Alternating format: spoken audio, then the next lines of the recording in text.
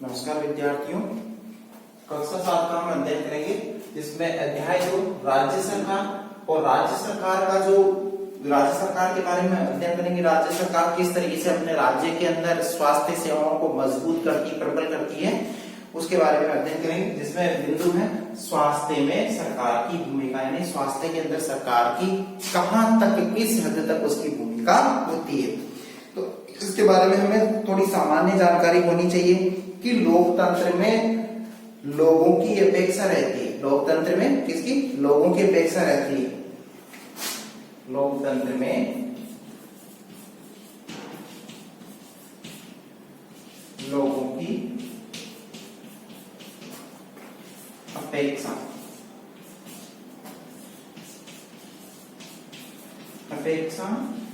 होती है।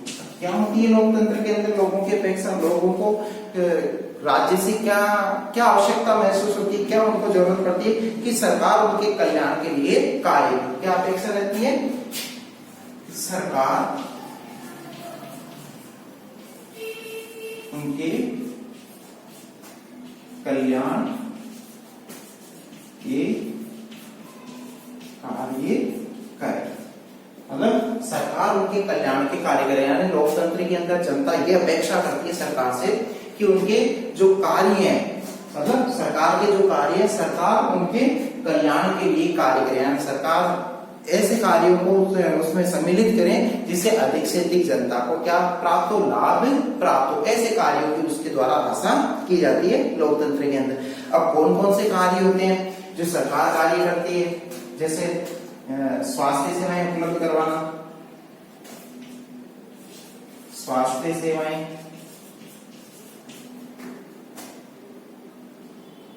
लागू करना, ठीक है, और बिजली,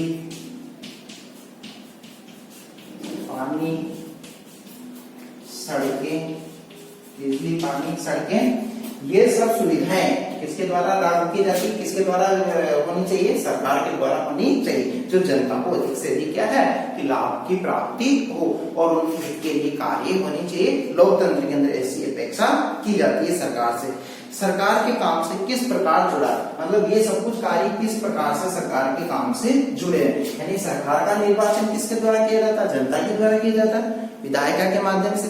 तो जनता के द्वारा जो निर्वाचन किया जा रहा है, अपने प्रतिनिधियों के माध्यम से सरकार का जो गठन हो रहा है, उस सरकार का उत्तरदायित्व भी उस जनता के लिए होना चाहिए। तो उसकी मूलभूत जो आवश्यकताएं हैं, बिजली, पानी, सड़कें, ठीक है, ये जो आवश्यक सेवाएं, स्वास्थ्य सेवाएं हो गई, रोजगार की सेवाएं हो गई, रोजगार वगैरह, ये सब कुछ उपलब्ध करवाना किसकी जिम्मेदारी होती है? सरकार की जिम्मेदारी होती है। अब हम पढ़ेंगे स्वास्थ्य क्या है, स्वास्थ्य के बारे में अध्ययन करेंगे। स्वास्थ्य क्या है, मतलब हमें ये जानना है कि स्वास्थ्य किसे कहते हैं, स्वास्थ्य क्या है। स्वास्थ्य के लिए हम अनेक प्रकार से सोच सकते हैं। स्वास्थ्य के लिए हम क्या कर सकते हैं? अनेक प्रकार से कयास लगा सकते हैं। और वो कयास क्या लगा सकते हैं? स्वास्थ्य का अर्थ ये बताया गया कि बीमारियों और चोट आदि से मुक्त रहना। मतलब क्या बताया गया? स्वास्थ्य का अर्थ क्या बताया गया? इसका अर्थ क्या बताया गया? बीमारियों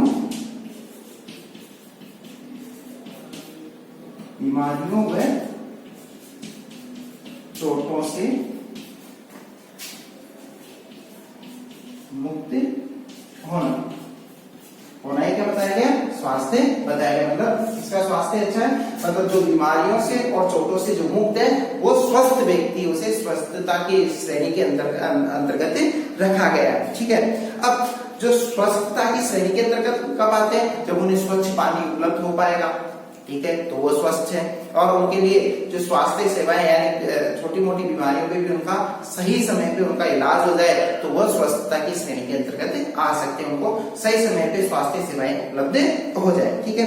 अब स्वच्छ पानी और प्रदूषण मुक्त क्या होना चाहिए? वातावरण होना चाहिए, तभी वो स्वास्थ्य की श्रेणी के अंतर्गत आते हैं, ठीक है। ऐसा नहीं घुटन भरी जिंदगी हो और इस तरीके का वातावरण हो कि जहां शुद्ध हवा का नामो निशान ही नहीं हो, तो ऐसा वातावरण नहीं होना चाहिए।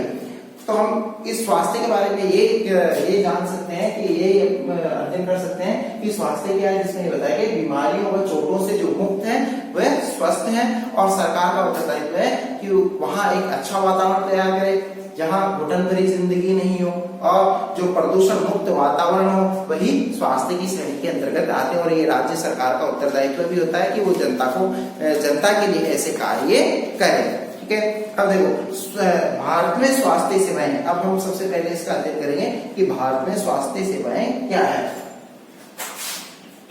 भारत में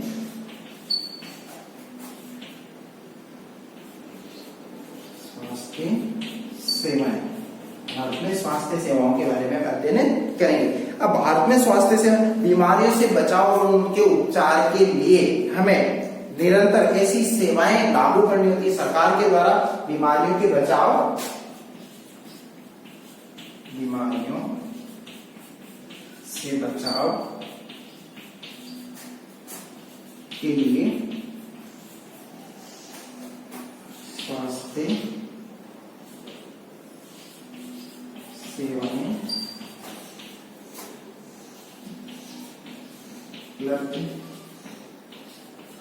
करवाना। अब बीमारियों से बचाव के लिए स्वास्थ्य सेवाएं उपलब्ध करवाना है। अब किस तरह से उपलब्ध करवाना, जैसे स्वास्थ्य केंद्र के माध्यम से।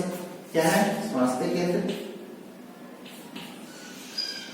स्वास्थ्य केंद्र और हॉस्पिटल, स्वास्थ्य केंद्र, हॉस्पिटल, एम्बुलेंस की सुविधा, एम्बुलेंस की सुविधा ये किसके द्वारा? गवर्नमेंट के द्वारा उपलब्ध करवाई जाती है। ठीक है, एम्बुलेंस की सुविधा है, मरीजों को आवश्यक सेवा और मरीजों के लिए आवश्यक सेवा, मरीजों के लिए क्या होनी चाहिए? आवश्यक सेवाएं गवर्नमेंट के द्वारा उपलब्ध होनी चाहिए। और ऐसी सुविधा या व्यवस्था को चलाने के लिए हमें सेवकों, नर्सों और योग्य और प्रशिक्षित डॉक्टरों की आवश्यकता पड़ती है। सेवकों और योग्य नर्सों और डॉक्टरों की आवश्यकता हमें महसूस होती है, क्योंकि किसके द्वारा उपलब्ध करवाए जाते हैं? गवर्नमेंट के द्वारा ही उपलब्ध करवाए जाते हैं। जब हम बीमार होते हैं, जब क्या होते हैं हम बीमार होते हैं, तो हमें अपने इलाज के लिए ऐसी स्वास्थ्य सेवाओं की, ऐसी सुविधाओं की हमें क्या पड़ती है? आवश्यकता महसूस होती है। भारत में बड़ी संख्या में क्वालिटी के डॉक्टर व दवाखाने, अस्पताल हैं, और देश में सार्वजनिक स्वास्थ्य सेवाओं को चलाने का जो पर्याप्त अनुभव है, मतलब हमारे पास में बहुत ही अच्छा अनुभव और ज्ञान भी उपलब्ध है। यानी अच्छी स्वास्थ्य सेवाएं जो चलाने का जो अनुभव है वो भारतीय लोगों के पास में बहुत ही अच्छा है। अच्छे डॉक्टर हमारे पास में, बड़े बड़े हॉस्पिटल हैं, और कई ऐसे स्वास्थ्य कर्मी हैं जो कई ऐसी बीमारियों का इलाज यहाँ संभव है। तो ये सब कुछ किसके द्वारा करवाया जाता है? सरकार के द्वारा ही उपलब्ध करवाया जाता है।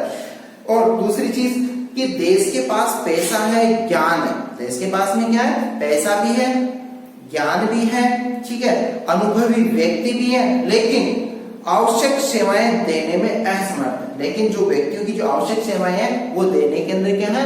असमर्थ है।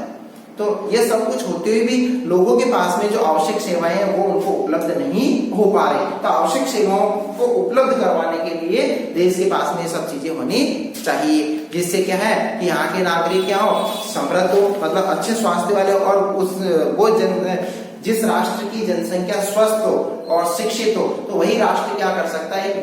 एक विकसित राष्ट्र की श्रेणी के अंतर्गत आ सकता है। अब हमारे यहाँ पे जो स्वास्थ्य सेवाएं हैं वो दो प्रकार से हैं, सार्वजनिक और निजी स्वास्थ्य सेवाएं।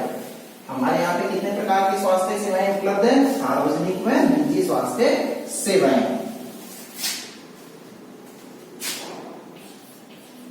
सार्वजनिक व निजी स्वास्थ्य सेवाएं। कितने प्रकार की सेवाएं हमारे यहाँ पे उपलब्ध है? दो प्रकार की, एक सार्वजनिक सेवा होगी और दूसरी निजी स्वास्थ्य सेवाएं हमारे यहाँ पे उपलब्ध है। सार्वजनिक स्वास्थ्य सेवाएं और निजी स्वास्थ्य सेवाएं, जिसमें सबसे पहले है सार्वजनिक स्वास्थ्य सेवाएं। इसके बारे में हम अध्ययन करेंगे कि सार्वजनिक जो स्वास्थ्य सेवाएं हैं वो किसके द्वारा चलाई जाती है। सार्वजनिक सेवाओं का यानी सार्वजनिक स्वास्थ्य सेवाओं का संचालन जो किया जाता है, संचालन किसके द्वारा किया जाता है, सरकार के द्वारा। कौन करती है, सरकार। इस पे सरकार का अधिकार होता है, सरकार का इस पे अधिकार होता है, सरकार के नियंत्रण के अंदर ये रहती है, जिसे सरकारी हॉस्पिटल वगैरह जो बोलते हैं। ठीक है, केंद्र व राज्य की ये सेवाएं होती है, जिसके माध्यम से लोगों को अच्छे से अच्छी स्वास्थ्य सेवाएं उपलब्ध करवाई जाती है। ये सामान्यतः कई बीमारियों का यहाँ पे इलाज किया जाता है। ये छोटे स्तर पे, ग्रामीण स्तर पे भी कम प्रशिक्षित लोगों को छोटे स्तर पे लगाया जाता है। ग्रामीण क्षेत्रों के अंदर जैसे डिस्पेंसरी वगैरह छोटी खोली जाती है, जिसे केंद्र वगैरह कहते हैं। ऐसे छोटे छोटे हॉस्पिटल वगैरह खोले जाते हैं। और ये बड़े स्तर पे शहरों के अंदर बड़े बड़े हॉस्पिटल के रूप में वहाँ बहुत प्रशिक्षित डॉक्टरों को वहां पे लगाया जाता है, क्योंकि वहाँ बड़ी बीमारियों का, गंभीर जो बीमारी है उनका इलाज वहां पे किया जाता है। इस तरीके से वहाँ स्वास्थ्य सेवाएं सरकार के द्वारा उपलब्ध करवाई। अब है सार्वजनिक स्वास्थ्य व्यवस्था का महत्वपूर्ण पहलू क्या बताया गया है। इसका महत्वपूर्ण पहलू यह है कि अच्छी स्वास्थ्य सेवाएं, महत्वपूर्ण पहलू कि सार्वजनिक स्वास्थ्य सेवाओं का महत्वपूर्ण पहलू क्या बताया गया है, सार्वजनिक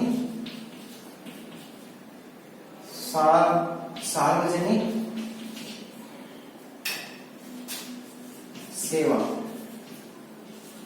का महत्वपूर्ण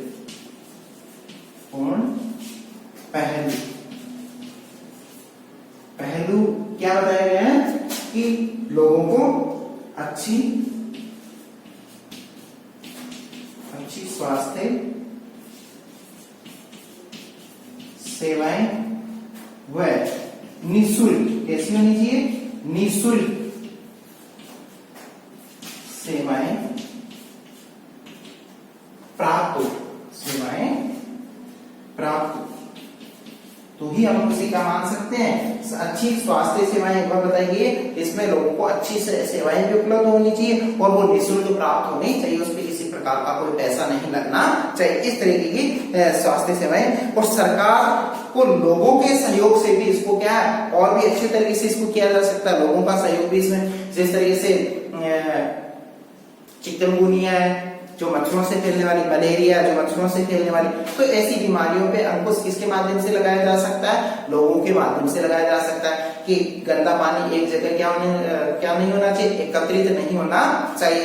तो इस तरीके से लोगों के माध्यम से भी उस पर अंकुश लगाना आवश्यक है। मच्छर को पैदा नहीं होने चाहिए, यानी उनके भ्रूण उत्पन्न नहीं होने चाहिए। ठीक है, इस तरीके के माध्यम, यानी इस तरीके से लोगों के सहयोग के माध्यम से भी क्या है, हम अपनी सेवाओं को, जो स्वास्थ्य सेवाएं हैं उनको और भी उत्कृष्ट बना सकते।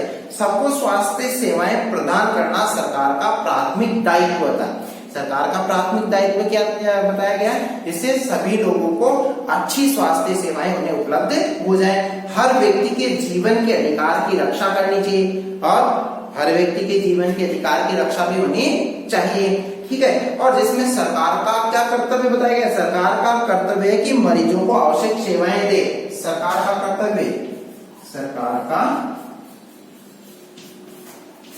कर्तव्य अब देखो सरकार का जो कर्तव्य है वो क्या है, अच्छी सेवाएं मरीजों को अच्छी सेवाएं दे। ये सरकार का प्राथमिक कर्तव्य है कि जो मरीज हैं उनको अच्छी सेवाएं दे, जिससे वो क्या स्वास्थ्य लाभ प्राप्त करें और देश के विकास के अंदर वो अपना योगदान दें। तो इस तरीके से ये सार्वजनिक सेवाएं कार्य करती है। दूसरी आती है निजी सेवाएं। निजी सेवाओं से भी देश के अंदर महत्वपूर्ण योगदान रहा है। जैसे निजी सेवाएं, निजी स्वास्थ्य सेवाएं, निजी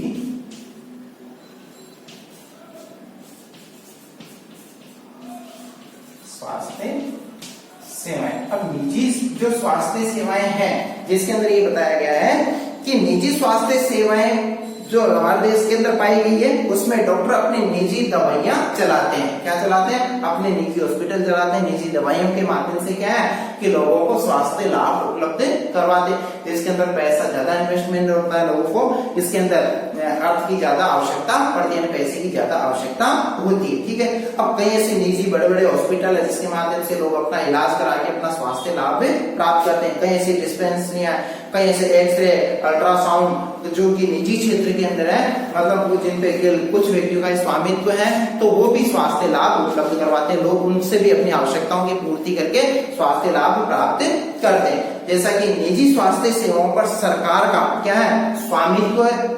स्वामित्व अथवा नियंत्रण नहीं होता है। मतलब जो निजी जो सेवाएं हैं उन पे सरकार का स्वामित्व और नियंत्रण नहीं होता है। उस पे नियंत्रण किसका होता है? व्यक्ति विशेष का होता है। सार्वजनिक स्वास्थ्य सेवाओं के विपरीत ये क्या होती है? सार्वजनिक स्वास्थ्य सेवाएं उनके ये विपरीत होती है, और इसमें स्वास्थ्य संस्थाओं के माध्यम से मरीजों को हर सेवा के लिए बहुत धन व्यय करना पड़ता है। अपने स्वास्थ्य लाभ प्राप्त करने के लिए इसमें अत्यधिक अर्थ की आवश्यकता पड़ती है, अत्यधिक धन की आवश्यकता पड़ती है, तभी उन्हें स्वास्थ्य लाभ प्राप्त होता है। और निजी स्वास्थ्य सेवाएं जो चलाई गई है, जो चारों ओर जो दिखाई देती है, उसके अंदर अत्यधिक पैसा व्यय होता है। बड़ी बड़ी कंपनियों के द्वारा संचालित रहती है। बड़ी बड़ी कंपनियां निजी क्षेत्र में स्वास्थ्य लाभ उपलब्ध करवाने के लिए कार्यरत हैं। इस तरह से स्वास्थ्य सेवाएं ये कार्य कर रही है। ठीक है, आज के लिए इतना ही काफी है, और जो बाकी का जो बिंदु है उसका हम अध्ययन नेक्स्ट क्लास के अंदर करेंगे। धन्यवाद।